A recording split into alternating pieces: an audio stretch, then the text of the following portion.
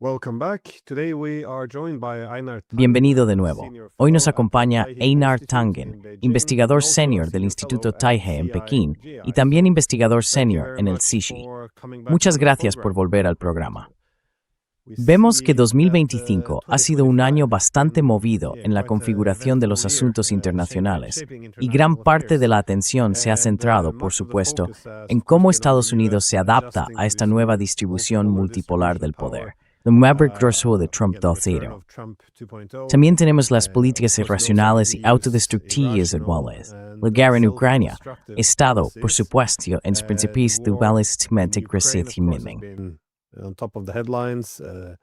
Russia's pivot to the east, Russia's El giro de Rusia hacia Oriente China's y el continued continuo ascenso y rise, autosuficiencia de Rusia y China frente a esta self-sufficiency guerra in económica con face Estados of this Unidos economic war with the muestran United que se están States, volviendo China más becoming more seguras y confident asertivas. and assertive. Pero vemos que se presta But menos we see atención less a una de focus las being grandes devoted to potencias, que es, por one of the supuesto, la major India. powers, which is, Y of course, 2025 ha India. sido, And digamos, 2025 un año bastante been, movido también para la let's say, India, quite ya que ha estado eventful bajo year una for gran India as presión well, as para been under elegir su great camino en pressure este nuevo to mundo. choose its path Ahora in bien, this new ¿cómo world. se define esto? How Ya will sea it multipolar, defines it, be it posoccidental, multipolar, con el derecho internacional post-Western, desmoronándose o con la obligación de elegir international law alianzas, breaking down, no estoy seguro de cómo forceful debería legal definirse alliances. I'm not sure 2025. how one should Pero, define ¿cómo evalúas tú este año para 2025, la but India? how are you assessing this year for India? Well, it was not a good year. Bueno, no fue un buen año. La India comenzó el año antes de la investidura de Donald Trump, suponiendo que seguiría siendo una especie de punto de apoyo de la política estadounidense destinada a contener a China. Se veían a sí mismos como un intermediario entre las distintas potencias. Obviamente tienen un acuerdo comercial muy amplio con China, que sigue creciendo. Pero luego, ya sabes, llega Donald Trump y las cosas empiezan a torcerse. Hay varios problemas. Aunque Trump parece amistoso con Modi y habla de cómo Modi es su buen amigo, Estados Unidos emprende una serie de acciones. The U.S. embarks on a number of things. One, there's this feeling within Primero, existe en la India la sensación de que Estados Unidos intervino en las elecciones generales, lo que impidió que Modi obtuviera una mayoría absoluta dentro de su propio partido, obligándole a aliarse con un partido más pequeño para asegurar la mayoría necesaria en el Lok Sabha, su cámara parlamentaria. Luego están esas revoluciones de colores en Bangladesh y Nepal, que realmente sorprendieron a la India. Ven a Estados Unidos, a través de diversas entidades como la National Endowment for Democracy, participando activamente. Así que tanto si fue algo intencionado como si simplemente se toleró, perciben que, en fin, hubo dinero de por medio. Empiezan entonces a fijarse en la propia organización.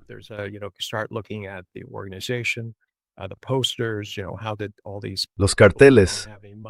¿Cómo es posible que toda esta gente que no tiene dinero haya conseguido carteles, uniformes y cosas así? ¿Cómo está todo organizado? Empiezan a pensar que hay confabulación, que las huellas de Estados Unidos están por todas partes. Luego se impone un arancel comercial del 50% contra la India, lo que realmente les sorprende. No entienden a Estados Unidos. Donald Trump dice, es por lo del petróleo ruso que compráis. Y durante este periodo, personas de su administración gritaron indices horribles sobre la India, afirmando responsables de la guerra en Ucrania, de que están financiando a Rusia.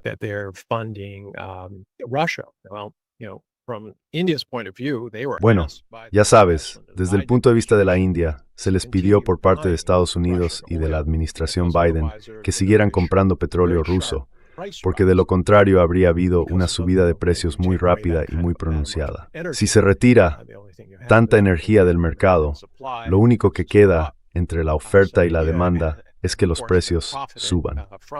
Así que la India, por supuesto, se ha beneficiado de ello. Pero todo esto fue bajo los auspicios de Washington. Luego llegó el nuevo sheriff con Donald Trump y todo cambió. Y después está la cuestión de Pakistán e India, que tuvieron esa breve guerra, y Donald Trump afirmando que él personalmente la resolvió y evitó una catástrofe nuclear. Well, this doesn't play well for Modi. Bueno, esto no le sienta nada bien a Modi. Modi es un político autoritario. Se apoya en la idea de que la India es completamente independiente y separada, y que si ocurre algo, está bajo los auspicios indios. No es algo en lo que ninguna otra nación pueda interferir. Y esto le ha molestado muchísimo. La parte india se sintió sorprendida. No entendían del todo lo que estaba ocurriendo. Aún así, pensaban que Estados Unidos necesita a la India para contener a China. Y se sorprendieron. Realmente no hubo la clase de reacción que uno esperaría. Luego Donald Trump llama a Modi por su cumpleaños y le desea un feliz cumpleaños. Y parece que tuvieron un intercambio muy cordial.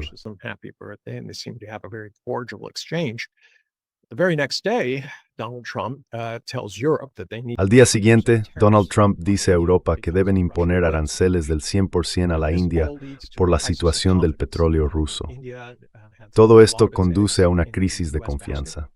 La India había puesto muchas de sus esperanzas en Estados Unidos y ahora se encontraba en una situación en la que decía, bueno, tenemos que replegarnos. Han sido muy lentos en actuar. Obviamente realizó una visita a Rusia, tuvo un gran abrazo sonriente con Putin y luego otra reunión posterior, intentando señalar que la India tiene opciones. Hubo un viaje no a Busan sino a China, donde se reunió con Xi y con Putin. Y luego, ya sabes, hubo acercamientos. Pero no se ha visto una ruptura completa.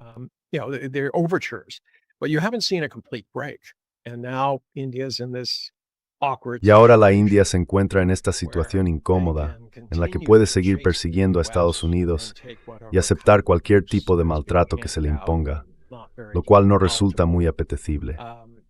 Puede intentar actuar como un tipo de equilibrador entre China y Estados Unidos, pero solo si, una vez más, Estados Unidos está dispuesto a colaborar en ello.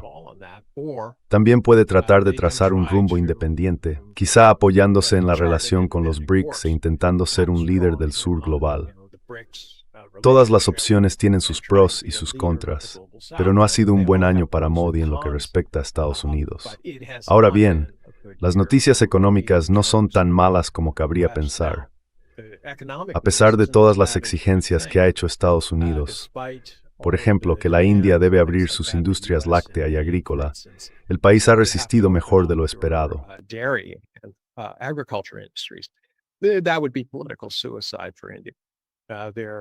Eso sería un suicidio político para la India.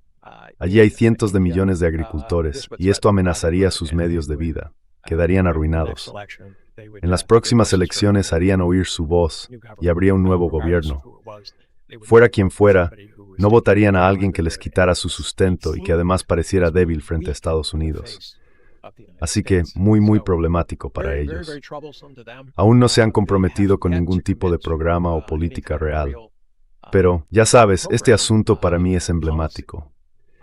Hemos estado prestando atención, como dijiste, a Gaza, a Ucrania, a Europa y a las relaciones entre Estados Unidos y China.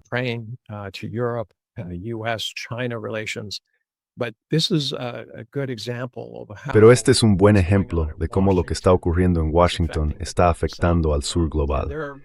Y aquí hay patrones reales. Donald Trump dejó muy claro que no le gusta el BRICS. Ya sabes, la sensación es que el BRICS es lo bastante grande como para plantarse en Washington, especialmente si los representantes sudamericanos y africanos, e incluso la UE, se presentaran y dijeran, oye, escucha, Donald Trump, déjalo ya. No nos importa lo que hagas con tu propia gente, eso es asunto tuyo y de los votantes. Pero si crees que vas a enfrentarnos entre nosotros en una especie de juego cínico para ver quién puede ser más amable contigo o quién puede dar más a Estados Unidos, eso no va a ocurrir.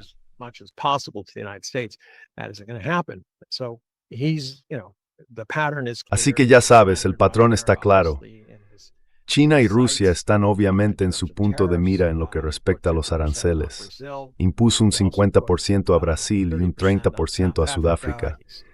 Dice que no irá al G20 el año que viene porque los acusa de ser una especie de régimen de apartheid contra los blancos en Sudáfrica. Así que parece que tiene algo coordinado aquí. Si lo miras con perspectiva es que no le gustan los BRICS. Quiere debilitarlos. En el que hemos en la que Estados Unidos intenta usar el miedo y la intimidación contra los países de todo el mundo por hacer que se alineen. against third world countries to bring them into line. Yeah, it's interesting that a lot of the India's challenges Sí, and es the interesante que rise muchos de los benefit desafíos de la from India US provengan, como policies dijiste, and directamente de las again, políticas de Estados one Unidos. has to Y look bueno, at different hay que countries observar a and how todos they're los trying to países del adjust mundo to y this cómo new intentan world. adaptarse a esta nueva realidad, porque hay una nueva distribución del poder. Ahora existen muchos centros de poder, y parece que el esfuerzo de Estados Unidos por adaptarse a este nuevo mundo implica exigir una lealtad total de distintas regiones. Es decir, estás con nosotros o estás contra nosotros. Para mí esta mentalidad quedó un poco al descubierto en esa publicación de Truth Social de Donald Trump. Mencionaste que Modi fue a China, y cuando escribió esa publicación, supongo que eligieron a Rusia y a China.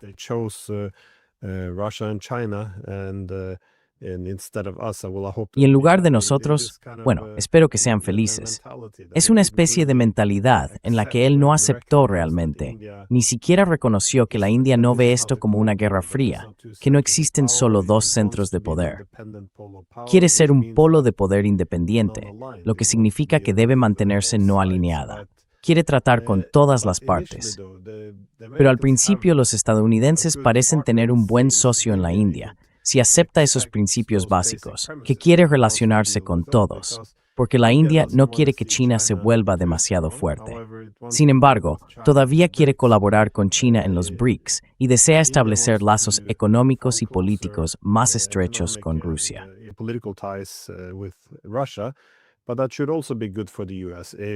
Pero eso también debería ser bueno para Estados Unidos. Si, de nuevo, no todos los caminos llevan solo a China, si es multipolar, no todo concentrado en China, eso sería positivo para Estados Unidos. Pero no parece que eso sea suficiente. Cuestiona el dominio estadounidense en su conjunto y por eso siguen presionando a todos estos países, intentando obligarlos a elegir. Creo que es bastante contraproducente. ¿Cómo ves el papel de China en los desafíos de la India? Porque es, supongo, el contrapunto de Estados Unidos. La India tiene que trabajar con China, aunque por supuesto tenga sus problemas con ella. ¿Cómo se está viendo desafiada esa relación?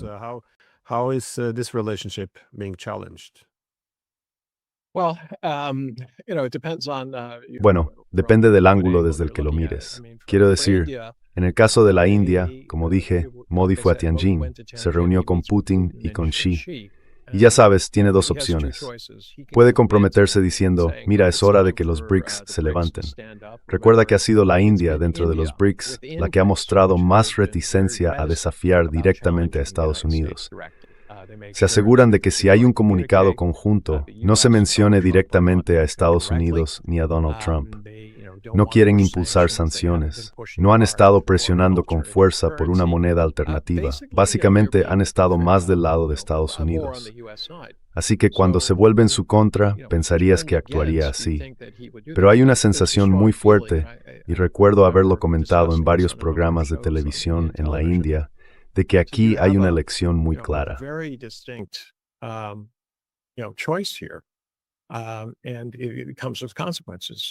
Y eso tiene consecuencias. Puedes hacer lo que Washington te pida e intentar usar a China y Rusia como palanca. Dije que no creo que eso funcione. No creo que a Donald Trump le importe realmente la India. No la ve como un centro de poder, ni tampoco como un centro de riqueza para él. No hay nada que ganar. Tiene muy poco en la India, a diferencia de Oriente Medio y otros lugares donde su familia está haciendo una enorme cantidad de negocios en este momento. Así que simplemente, ya sabes, la ignoró. Y como señalaste, escribe ese tweet en el que dice, vale, buena suerte. Y ya sabes, es algo dicho sin pensar demasiado. Y esto resulta realmente molesto para la India porque piensan, bueno, deberíamos tener influencia. Deberían volver a nosotros y decir, oye, quizá fuimos un poco duros, arreglémoslo.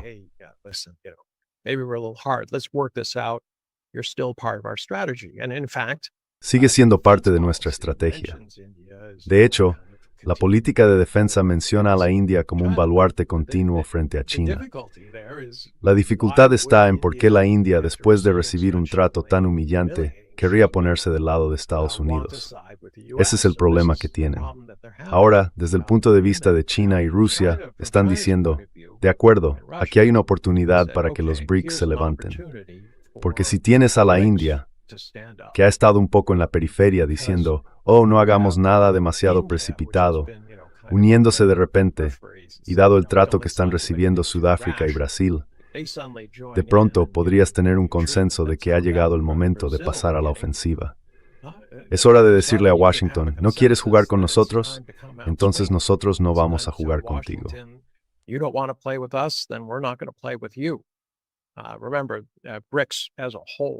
Recuerda que en conjunto los BRICS son mucho más grandes que Estados Unidos.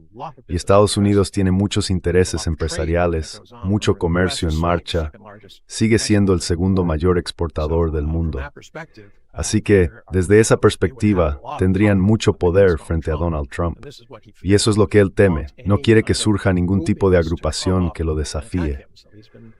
Por eso ha estado impulsando este enfoque de dividir y conquistar por un lado. Vimos los esfuerzos en los países de Asia Central, donde intenta presentar la idea de un ferrocarril que iría entre Irán y Azerbaiyán, cosas así, como si eso fuera posible.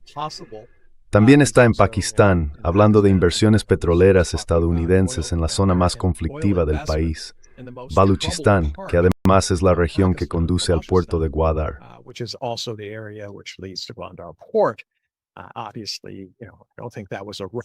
Obviamente, ya sabes, no creo que eso fuera una especie de estrategia alegre y aleatoria. Básicamente estaba dirigida a ser un obstáculo contra la iniciativa de la franja y la ruta en la que China ha estado trabajando.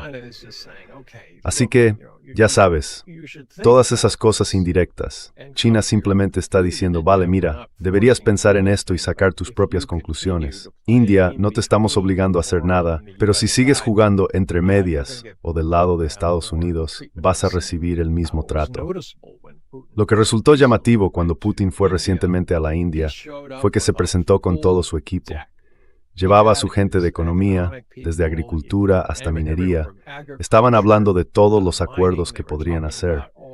No está claro que se haya concretado nada todavía.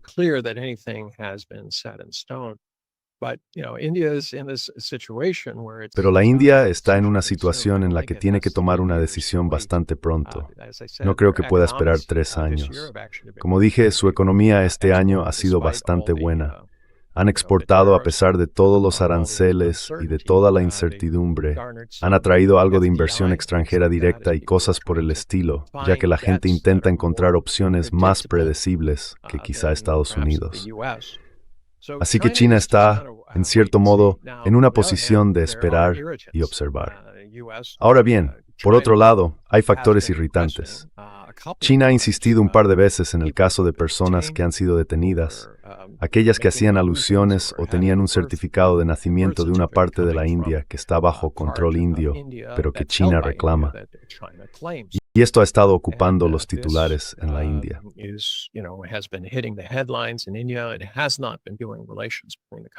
No ha beneficiado en nada las relaciones entre los países.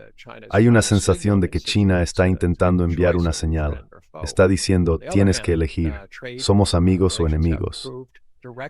Por otro lado, las relaciones comerciales han mejorado. Los vuelos directos entre ambos países han vuelto. Llevaban desaparecidos muchísimos años.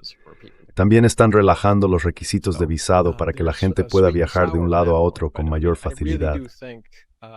Así que en ese aspecto hay un poco de dulce y amargo.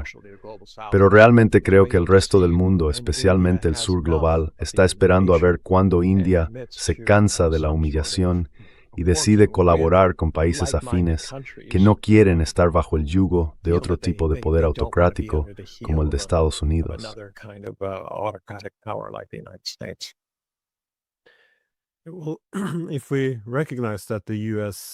Bueno, si reconocemos que el enfoque principal de Estados Unidos es, una vez más, el clásico divide y vencerás, es decir, impedir que los BRICS formen un poder central alternativo y, por supuesto, aprovechar las divisiones, entonces siempre he sostenido que lo más importante, si se quiere una Eurasia estable e integrada, con una arquitectura económica que permita a los países cooperar más y gestionar la competencia de forma pacífica, es que las dos piezas principales que hay que encajar son India y China, dado que Rusia mantiene buenas relaciones con ambas. Pero ¿qué crees que puede hacer China? But what is it that you think China can do? Because you mentioned they're standing by and Porque mencionaste que están esperando y observando cómo se desarrolla la situación. Pero también, China, por supuesto, se podría decir que ha tenido un gran año en términos de mostrar resiliencia frente a la presión de Estados Unidos y de mantener su crecimiento. La preocupación en la India, por supuesto, es que la disparidad de poder entre China e India se vuelva demasiado grande. Yo también he participado en algunos de sus programas de debate en la televisión india, y ya sabes, siempre hay una discusión muy racional y sensata, excepto cuando el tema es, por ejemplo, Taiwán. Entonces noto que todos se vuelven lo ven a través de ese prisma de conflicto territorial, y todos se muestran bastante hostiles, al parecer.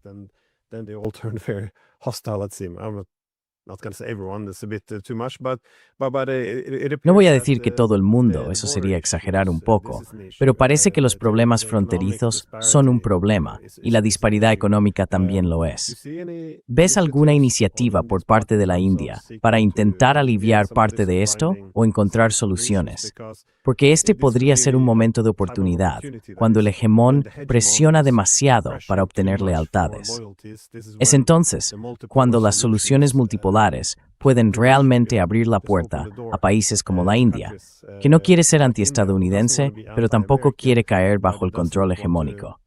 ¿Ves alguna iniciativa por parte de China?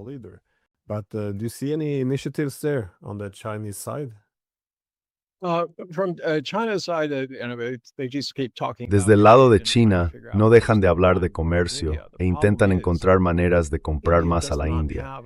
El problema es que la India no tiene mucho que ofrecerle a China. Quiero decir, China es la fábrica del mundo. Producen de forma muy eficiente y sus empresas operan con márgenes mucho más bajos que las occidentales, o prácticamente que cualquier otra empresa del mundo. Es decir, pueden conformarse con un retorno de la inversión del 2 o 3%. Eso es realmente bajo. En Estados Unidos, si no se muestra un retorno del 8%, no se consigue financiación, ni privada ni bancaria. Tal vez bajen al 7%, pero si dices, mira, mi empresa va a generar un 2%, olvídalo.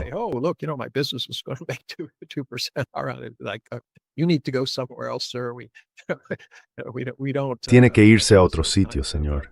No atendemos ese tipo de negocios. Así que China está en una posición en la que no va a ser fácilmente superada, e India tiene que encontrar la manera de hacerlo. China está dispuesta a comprar, pero no es el gobierno quien va a comprar a India, son los consumidores. China tiene un enorme mercado de consumo, pero hay que adaptarse a él. No se puede simplemente decir, aquí hay algo de la India, cómpralo. Así que hay mucho trabajo que hacer en ese sentido. En la India hay preocupaciones reales y comprensibles sobre la influencia regional. Ven el comercio de China con más de 150 países que forman parte de la iniciativa de la Franja y la Ruta, y muchos de ellos tienen a China como su principal socio comercial. Y eso es muy difícil de igualar.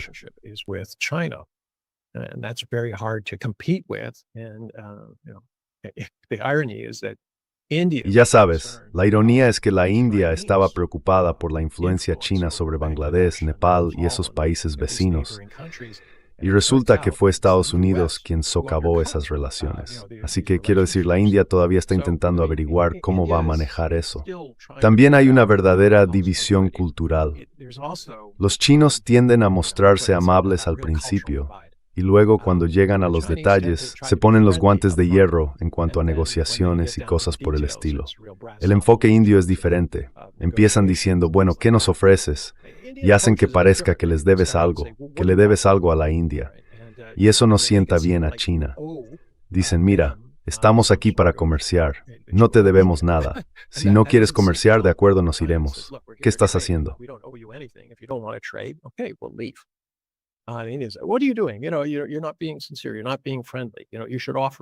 No estás siendo sincero, no estás siendo amable, deberías ofrecer algo.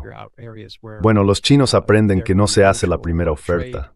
Hay que identificar áreas donde pueda haber un intercambio mutuo. Obviamente, la India se ha beneficiado de la relación.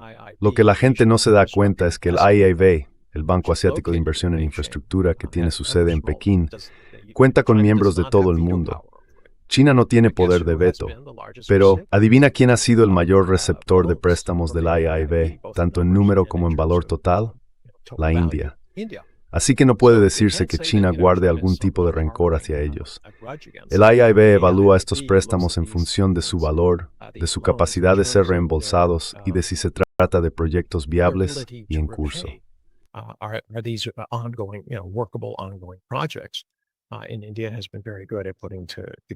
Y la India ha sido muy buena organizando proyectos que demuestran su viabilidad y por eso obtiene los préstamos.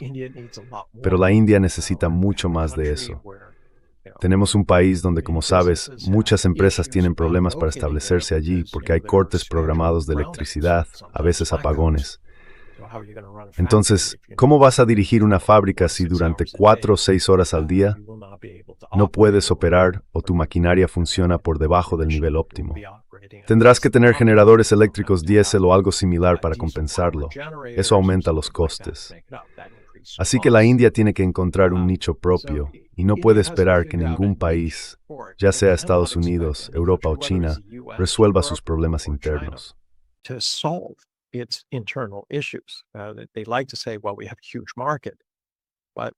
Les gusta decir, bueno, tenemos un mercado enorme, pero una gran parte de ese mercado es muy pobre. Se preocupan por las necesidades básicas, no por cuestiones de economía de elección, productos, servicios y cosas por el estilo. China, en cambio, se centra más en el valor añadido. Cuando se empieza a hablar de necesidades, se trata de alimentos, semillas, fertilizantes, cosas básicas que realmente se pueden producir. India tiene una cantidad enorme de titulados en STEM, personas que son excelentes ingenieros. Antes eran y siguen siendo una gran fuente de mano de obra para las empresas tecnológicas, haciendo de todo, desde recursos humanos hasta programación, aunque la programación está desapareciendo. Todavía hay otros ámbitos en los que se necesitan personas inteligentes para sacar adelante las cosas, y ellos pueden hacerlo, pero tienen que ir más allá de eso. Es algo así como las materias primas.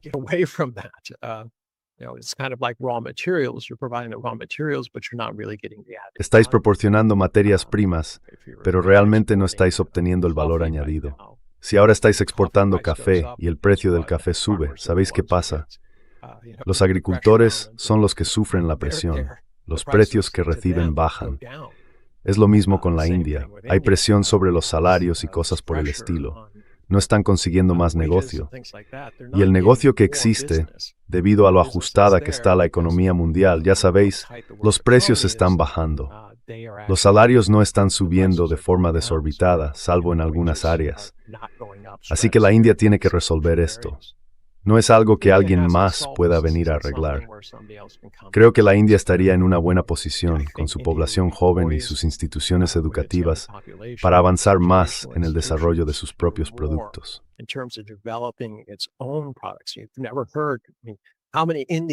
Nunca has oído, quiero decir, ¿cuántos directores ejecutivos indios conoces en Estados Unidos que dirijan esas grandes empresas?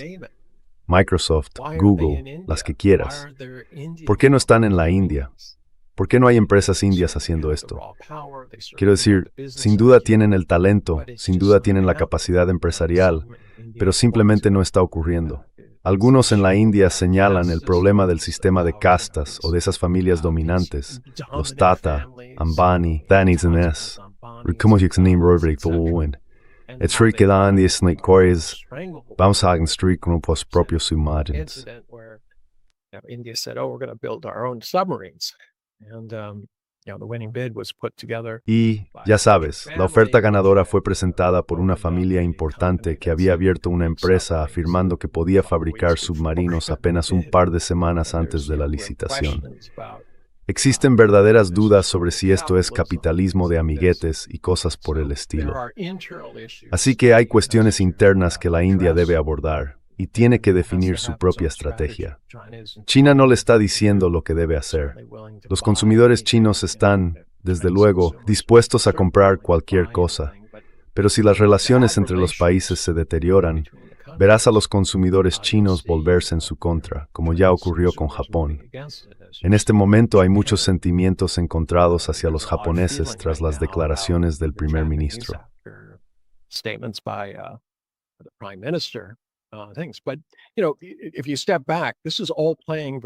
Pero si lo miras con perspectiva, todo esto encaja perfectamente en el manual de Donald Trump, que como señalaste, se basa en dividir y conquistar.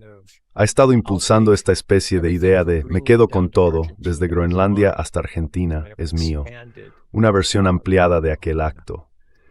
No recuerdo el nombre exacto, pero llevaba el nombre de un presidente que básicamente dijo, mira, Sudamérica nos pertenece, y si alguien se mete allí, es un acto de guerra. Ahora están extendiendo eso a la doctrina Monroe y al discurso de Monroe. Irónicamente, creo que estaba muy abajo en el punto 30, 40 o 50 del discurso del Estado de la Unión de Monroe. Era casi una frase de pasada. Y por cierto, Europa, mantente alejada de Sudamérica.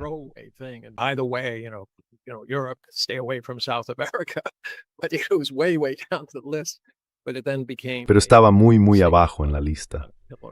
Luego se convirtió en un elemento básico, una especie de pilar de la política estadounidense.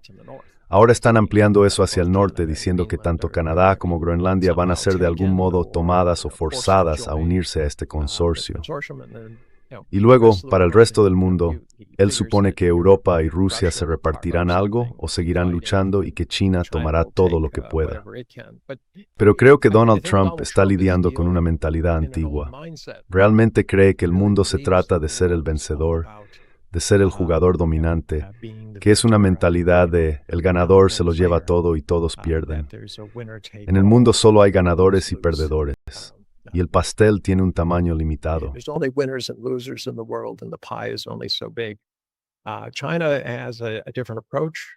China tiene un enfoque diferente, como han estado promoviendo.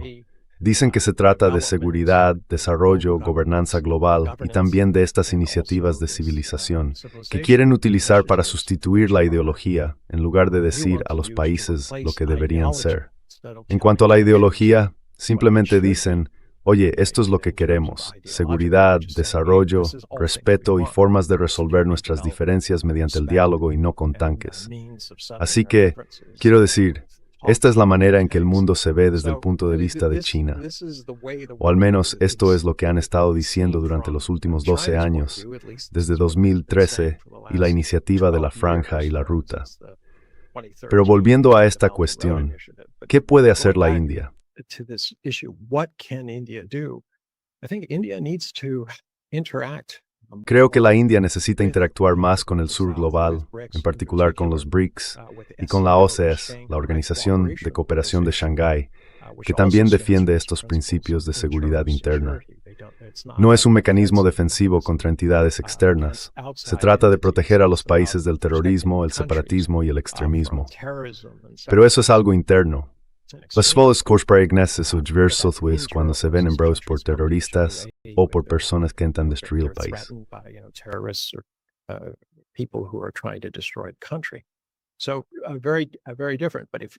Así que, muy diferente. Pero si la India lo firmara con los BRICS, con el resto de los miembros de los BRICS, y todo se uniera, podría tener un efecto profundo. La gente dice, bueno, ¿cuál es la diferencia?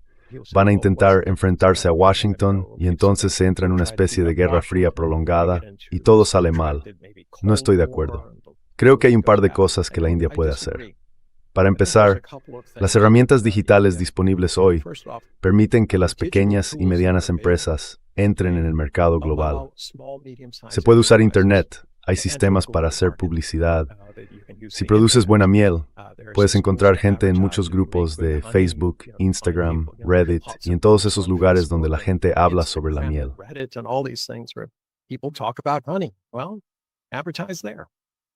Bueno, anúnciate allí. Luego, en términos de logística, los sistemas ya están en marcha. Las cosas pueden enviarse por todo el mundo muy rápido. Y existen plataformas de pago que garantizan que realmente vas a cobrar y que el consumidor reciba los productos por los que ha pagado. Así que ese es un ámbito en el que la India, que como sabes tiene algunos grandes consorcios familiares, pero sobre todo pequeñas empresas, tendría una gran oportunidad. Y en segundo lugar, colaborando con los BRICS, creo que podrían unir al sur global y decir, mira, es hora de convertir la maldición de los recursos en una fuente de recursos. Y con eso me refiero a reunir estas, y ya he hablado de esto antes en este programa, reunir estas fuerzas.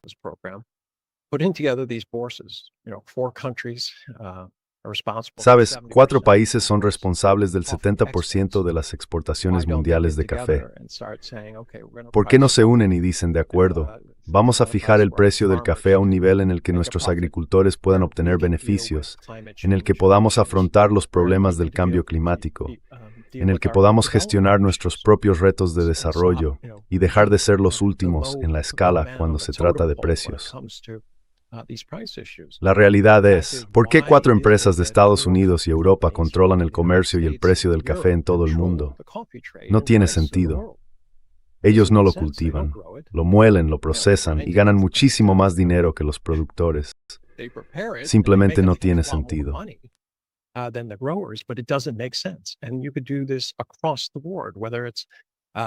Y esto se podría hacer en todos los ámbitos, ya se trate de otras cosas como la canela o de hablar del mineral de hierro. Si estos países se unieran para crear sus propias bolsas, igual que hizo la OPEP con el petróleo, podría suponer una diferencia profunda, especialmente para el sur global. Quiero decir, lo viste. Estoy seguro de que te sorprendió lo que ocurrió en la COP30. Es decir, nada. Fue una señal para el resto del mundo de que la ayuda no va a llegar. Las promesas vacías no crean iniciativas contra el cambio climático. Y no va a venir nada de los países, sobre todo de los grandes, que están creciendo a un ritmo más lento que los países en desarrollo.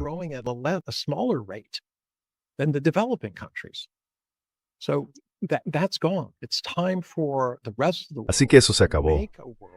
Es hora de que el resto del mundo construya el tipo de mundo que desea, en lugar de, ya sabes, intentar seguir el ritmo, recogiendo las migas o lo que quede de las antiguas potencias coloniales que dominaron el mundo. Su tiempo ha terminado. No están dispuestos a aportar nada, y eso quedó bastante claro en la COP30.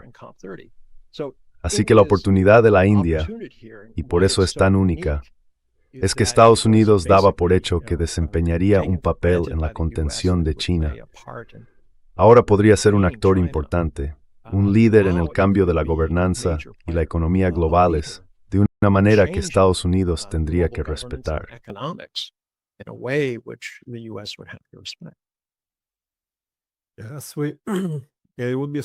Sí, sería un momento extraño para que la India se subordinara demasiado a Estados Unidos, dado que ahora estamos entrando en lo que a menudo se denomina el mundo posoccidental.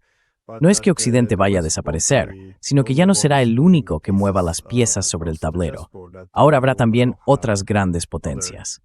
Así que, en este momento, por supuesto, resultaría extraño que la India empezara a subordinarse y a poner todos sus huevos en la cesta estadounidense.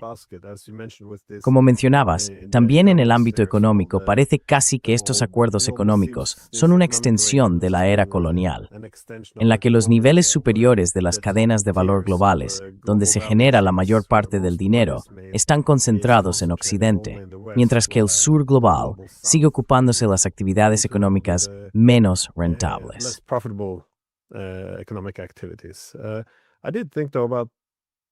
Sin embargo, pensé en la cuestión fronteriza, porque para los rusos fue una decisión que tomaron hace más de 20 años.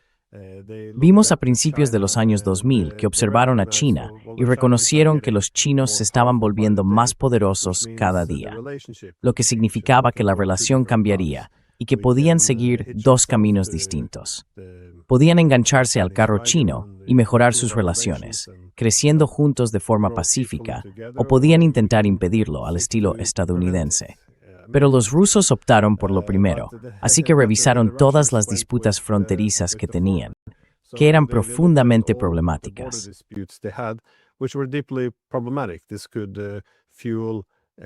Esto podría alimentar la competencia.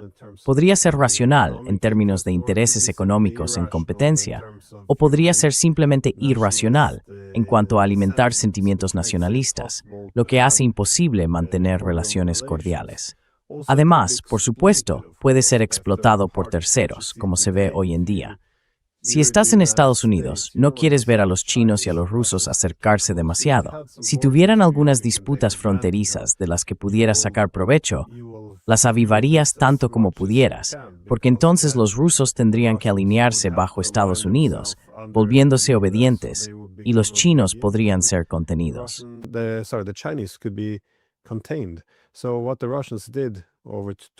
Así que lo que hicieron los rusos hace más de 20 años fue empezar a resolver todos estos problemas. El último acuerdo fue en 2008, cuando básicamente concluyeron todos los pactos. Implicó que los rusos cedieran a China una gran cantidad de territorio que había estado en disputa. Y siendo justos, si se mira la historia, los rusos habían tomado una gran parte del territorio chino.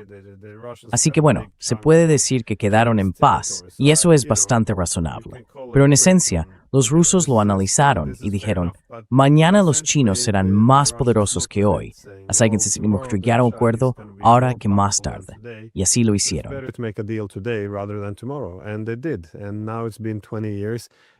Y ahora han pasado 20 años y han formado esto. Ahora China es el socio más importante que tienen. Es una relación excelente, pero eliminaron ese elemento de fricción al resolver la cuestión fronteriza. Y creo que para la India deberían intentar buscar un acuerdo similar. Es decir, China será más poderosa mañana, así que haz un trato hoy. Cualquier acuerdo hoy te dará más cartas que mañana. Y como has dicho, los BRICS y la OCS son también instituciones muy adecuadas porque no dividen el mundo en uno bipolar, con China y Estados Unidos, donde tendrían que subordinarse a uno y potencialmente convertirse en la primera línea contra el otro.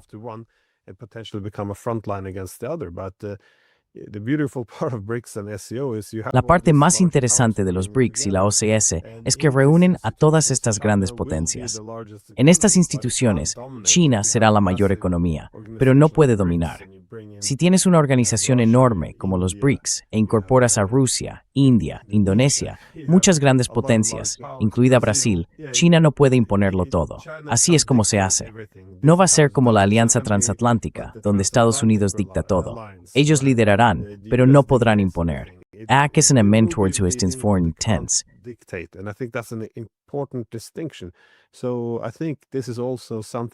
Así que creo que esto también es algo por lo que la India debería abogar. Y no lo hace. No lo hace. Y si escuchas a los principales países de los BRICS y de la OCS, tampoco quieren que se convierta en un bloque antiestadounidense. Eso es perfecto para la India, porque quiere mantenerse no alineada, quiere la multipolaridad. Así que parece que este es el mejor camino, resolver la disputa fronteriza con los chinos, y luego formar y consolidar esas sólidas instituciones multipolares. Incluso si China, en el futuro, empezara a buscar un papel hegemónico al estilo estadounidense, seguiría existiendo ese sistema multipolar, y la India podría inclinarse un poco hacia otros centros de poder.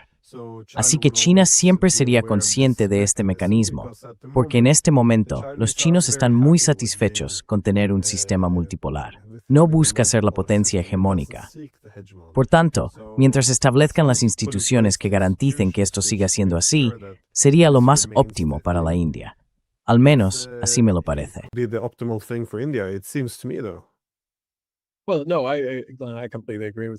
Bueno, no, estoy completamente de acuerdo contigo.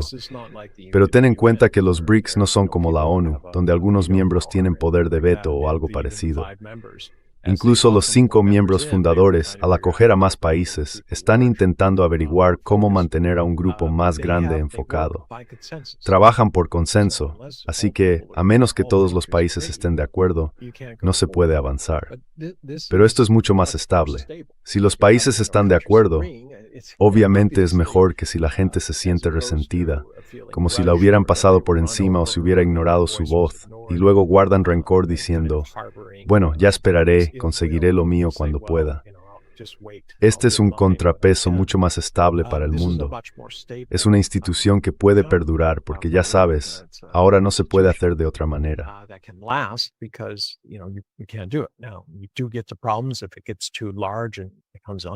Surgen problemas si algo se hace demasiado grande y se vuelve inmanejable, un poco como la ONU. Pero la idea es diseñar una mejor trampa para ratones. En cuanto a la cuestión fronteriza, la India está atrapada en una trampa creada por ella misma. Desde un punto de vista retórico, la India es suprema. Si escuchas la televisión o la radio india, siempre se habla de que la India es la mejor, de que el hombre indio es superior al chino porque puede pensar, hay libertad de expresión, hay voto y así sucesivamente. Creo que en la mayoría de los casos eso es pasivo-agresivo. Existe un sentimiento real de que China, a pesar de tener el sistema equivocado, lo está haciendo mucho, mucho mejor que la India. Bueno, le he dado muchas vueltas, pero existe esa sensación de que la India tiene que recibir algo para poder ceder. India has to receive something in order to acquiesce. And that's what I hear constantly. When you talk Y eso es lo about que oigo constantemente allí. Sabes, si tú y yo estuviéramos en un programa de televisión indio, podría haber otras 10 personas en él. Pero cuando surgiera el tema de la disputa fronteriza, simplemente dirían, de acuerdo, ¿qué está ofreciendo China? Exigimos que nos devuelvan todas nuestras tierras. Y esta imagen de hombre fuerte que Modi ha cultivado hace que le resulte muy difícil ceder en cualquier asunto, porque él es el tipo dominante. Es el que puede hacer que las cosas sucedan y suceden en sus términos. Así que es muy, muy difícil. Espero que China vea la sensatez. No se trata solo de la India. China tiene que encontrar mejores formas de tratar con la India, sabiendo perfectamente que la India tiene un enfoque diferente. Necesitan superar los obstáculos culturales y decir, de acuerdo, ¿por qué no intentamos esto?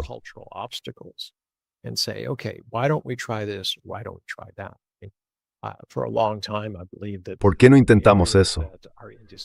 Durante mucho tiempo he creído que las zonas en disputa, en lugar de decir que pertenecen a la India o a China, podrían gestionarse como lo hacen en ese lugar entre Francia y España, el pequeño Principado de Andorra. Básicamente los países acuerdan administrarlo conjuntamente. No ocurre nada sin el consentimiento del otro.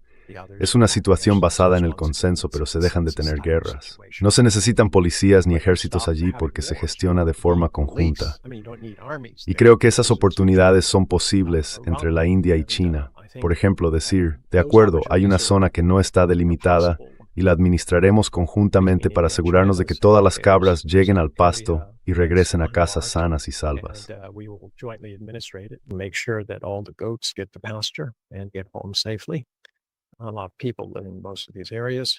Mucha gente vive en la mayoría de estas zonas y bueno, esto también podría aplicarse al mar de China Meridional y a cualquier otro lugar donde haya disputas territoriales. En lugar de decir esto es mío o eso es tuyo o mantengámoslo en disputa, simplemente se dice pongamos esto en una entidad en la que todos tengamos que ponernos de acuerdo sobre lo que va a suceder.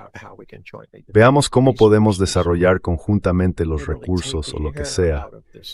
Literalmente, quitarle el aire a este globo para asegurarnos de que podamos comerciar en paz y avanzar. La cuestión es, ¿quién va a empezar? Creo, por desgracia, que será China la que tenga que encontrar la manera de llevar a la India a la mesa y hacer que se sienta más cómoda, porque es el país más grande. Este es el problema con la India.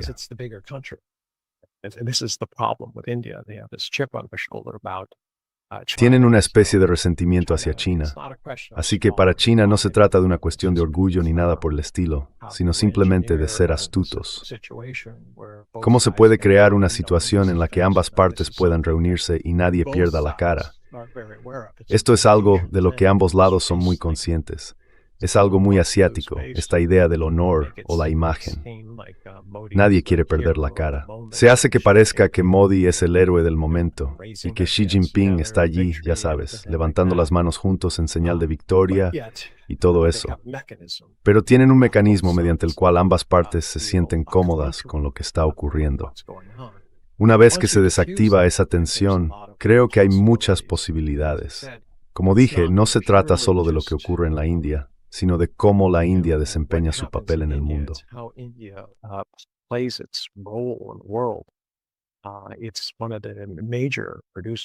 Es uno de los principales productores de medicamentos genéricos, y hay toda una serie de ellos que están saliendo al mercado como genéricos porque sus protecciones de propiedad intelectual están expirando. Ya son un proveedor importante para el mundo. Este es un ámbito en el que China e India pueden colaborar porque los productos químicos para fabricar esos medicamentos provienen, en realidad, de China. Y ya sabes, una de las quejas de la India es que no pueden vender fácilmente medicamentos genéricos en China. Los chinos dicen, bueno, ¿por qué íbamos a comprarlos? Podemos fabricar nuestros propios medicamentos genéricos. No tenemos que comprárselos a vosotros. Pero creo que como gesto, no importa. Mientras el precio sea adecuado, deberían poder competir en China. Mientras exista la política adecuada, eso contribuiría mucho a dar, ya sabes, cierta credibilidad en términos de logros.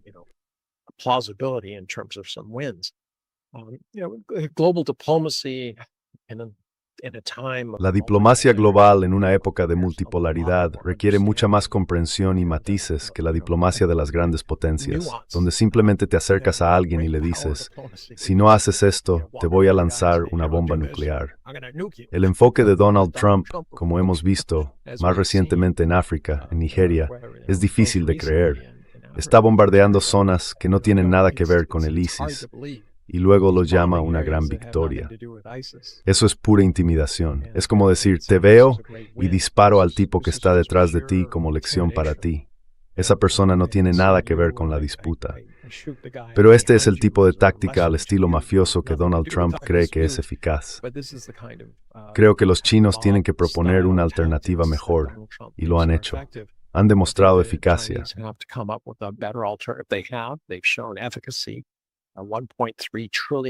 Se han invertido $1,3 billones en los últimos 12 años en la iniciativa de la Franja y la Ruta, que ha cambiado la suerte de muchos países.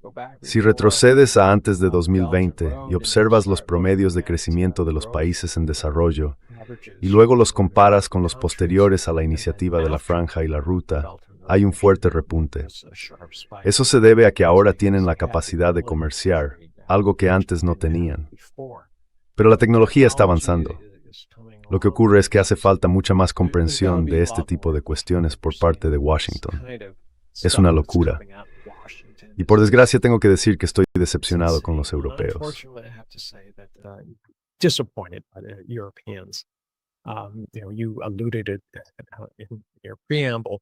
Aludiste a eso en tu preámbulo, su incapacidad para reconocer que están siendo humillados constantemente por Donald Trump. Y cuanto más aceptan la humillación, más reciben. Piénsalo. Los únicos países a los que Donald Trump trata con respeto son aquellos que le plantan cara, ¿verdad? Rusia, China, los respeta. Dice cosas agradables sobre ellos, ¿no? Y se puede decir lo mismo del alcalde de Nueva York. La gente siempre me pregunta, ¿por qué crees que fue tan amable con ese tipo, el alcalde de Nueva York? Quiero decir, dijo cosas terribles sobre él. Yo respondí, bueno, piénsalo desde el punto de vista de Donald Trump.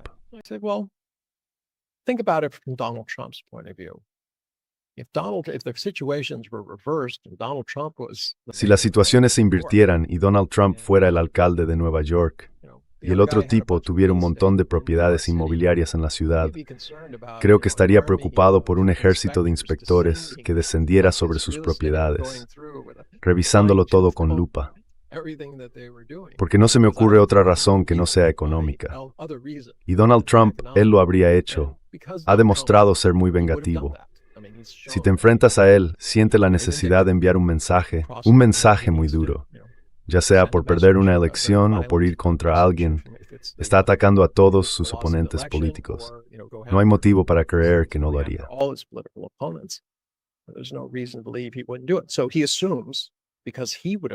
Así que él supone, porque él lo habría hecho, que los demás también lo harán. Pero esa es la diferencia clásica aquí. Hemos visto realmente a Donald Trump mostrar sus cartas. Son las cartas de un matón. Y la pregunta es, ¿quiere el mundo seguir en ese sistema o ya ha tenido suficiente? Ha llegado al punto, y esto afecta directamente a la India, en que la India se da cuenta de que no hay esperanza en tratar con Estados Unidos. No a ese nivel. No por sí sola. Es incomparable, es asimétrico. Es hora de traer la caballería, de empezar a trabajar en grupo y tener un poder real para tratar con Donald Trump. Y por fin obtendrá el solo respeto a quienes se enfrentan a él.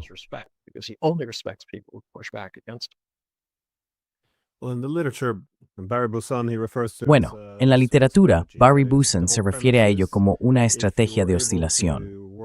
La idea principal es que si eres capaz de trabajar con muchos actores diferentes, entonces nadie puede controlarte, porque si un lado ejerce demasiada presión sobre ti, puedes inclinarte en otra dirección. Ese es el problema, sin embargo, con los europeos. Cuanto más se inclinan hacia Estados Unidos, y de eso trata una estrategia de oscilación, si te vinculas a un solo lado, pierdes valor para ambos. El lado del que te has desconectado ya no tiene interés en ti, y el lado que has elegido también pierde interés, porque ya te tiene.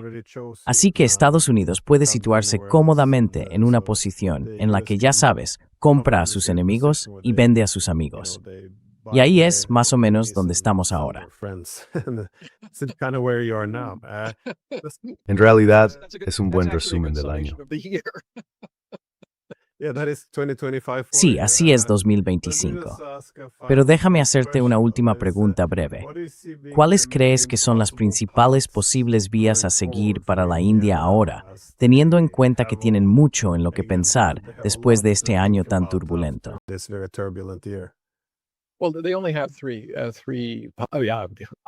Bueno, solo tienen tres. Obviamente no puedo cubrirlas todas, pero hay tres direcciones principales. Una es inclinarse ante Estados Unidos y esperar que ocurra algo, que de algún modo Trump vuelva a ellos porque los necesita, o no sé, simplemente esperar 3 años o algo así. La segunda es ser una potencia de equilibrio, intentar, como han hecho, jugar con todos los bandos frente a Trump para su propio beneficio. Pero perderían cierta credibilidad al hacerlo y hay peligros reales. O pueden decidir que quieren ser un líder, trabajar con otros componentes del sur global, especialmente los BRICS, la OCS y todas esas otras entidades, y decir, mira, ya es hora de decir basta con Donald Trump.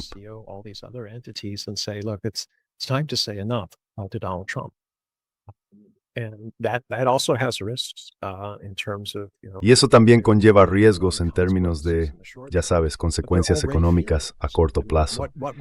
Pero ellos ya lo están sintiendo. Quiero decir, ¿qué más puede pasar? En cuanto llegas al 50%, ¿verdad? No hay comercio. Un arancel del 50% significa que otra persona lo fabricará, lo comprarán a otro proveedor. Así que las consecuencias ahora mismo son muy mínimas para la India. Podrían decir, bueno, necesitamos un nuevo protector, pero ya tienen el paraguas nuclear. Podrían estar preocupados por cuestiones regionales, pero si actúan bajo, ahora vuelvo a lo que dijiste, si China presiona demasiado en algo, pueden recurrir a los otros países de la zona y decir, oye, mirad, ninguno de nosotros quiere volver a ser intimidado.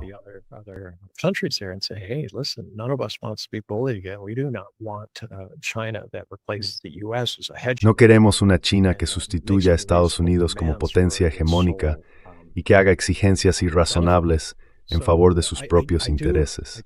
Así que creo que India va a tener que tomar una decisión este año o el próximo. No pueden esperar 3 años en un limbo, porque habrá consecuencias. Quiero decir, la economía global se está desacelerando. La gente dice, bueno, los ciudadanos estadounidenses están gastando más que nunca, pero también están pidiendo prestado más de lo que han gastado. Y en algún momento, las facturas de las tarjetas de crédito, las compras a plazos, todo eso llegará a vencimiento. Y cuando eso ocurra, los salarios no habrán subido, la inflación no habrá subido. Estuve leyendo, CNN dijo que hay 25 mentiras que Donald Trump ha contado.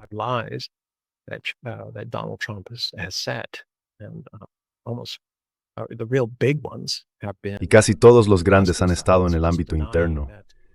Es simplemente negar que las cosas estén tan mal, intentar que la gente se sienta segura, aunque no tenga los medios para vivir con confianza. Así que India probablemente debería fijarse en eso y ver la realidad de que Estados Unidos está funcionando con recursos muy limitados, entre la deuda y la pérdida de poder blando a nivel global. No es solo India la que está siendo tratada de esta manera. Es hora de que la gente común, la clase media, se una y le diga al matón que ya es hora de dejarlo, que esto no va a seguir siendo así.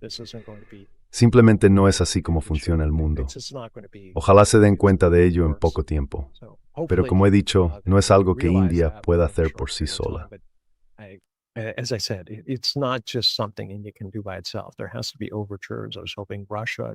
Tiene que haber algunos acercamientos. Esperaba que Rusia, China, Brasil y Sudáfrica pudieran sentarse y decir, escuchad, ¿Qué vamos a hacer con este tipo? No podemos seguir así otros 3 años. La guerra en Ucrania no va a desaparecer por la intervención de Donald Trump. Eso que tienen en Florida con esas conversaciones paralelas, ni siquiera sé qué significa. No están todas las partes presentes y nadie confía en nadie. Entonces, ¿cómo se puede alcanzar un tratado de paz cuando no hay ninguna confianza? Gran parte de eso se remonta al acuerdo negociado por Hollande y Merkel la primera vez, en 2014, cuando mintieron. No tenían ninguna intención de cumplir ningún tipo de plan de paz.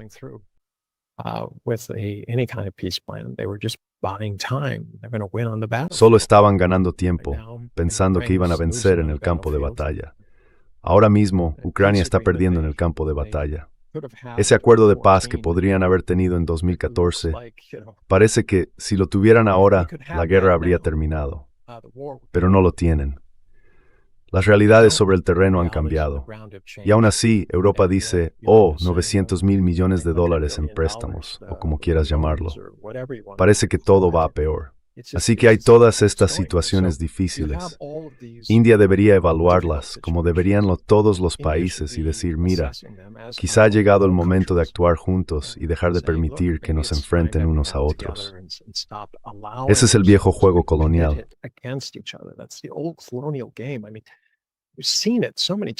Quiero decir, lo hemos visto tantas veces antes. ¿Cómo es posible que la gente no vea algo tan transparente? Donald Trump no es precisamente sutil en la forma en que hace las cosas. Es un martillo, clavos y todo lo demás. Siempre va de frente. Así que con suerte, eso ocurrirá.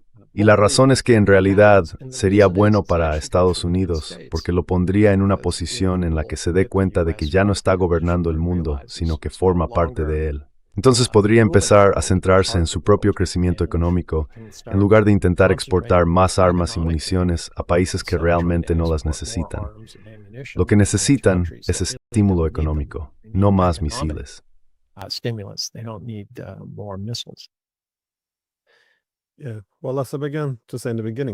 Bueno, como decía al principio, creo que todos los países tienen ahora que averiguar cómo deben adaptarse a este nuevo mundo. Y estoy de acuerdo, Estados Unidos también se beneficiaría de adaptarse a este nuevo orden multipolar. Se pueden ver algunos cambios dentro del propio país, donde están surgiendo nuevos grupos de personas que se dan cuenta de que ser una potencia hegemónica ya no es una fuente de seguridad. En cambio, se ha convertido en una carga que pesa sobre su cuello, incluso socavando la república. Así que, con suerte, 2026 será un año mucho mejor. No haría falta mucho, porque este ha sido bastante terrible en muchos aspectos. Muchas gracias por tomarse el tiempo. Gracias. Siempre es un placer, Glenn. Siento que no sea el mensaje de Año Nuevo más esperanzador, pero digamos que hay semillas de esperanza en él.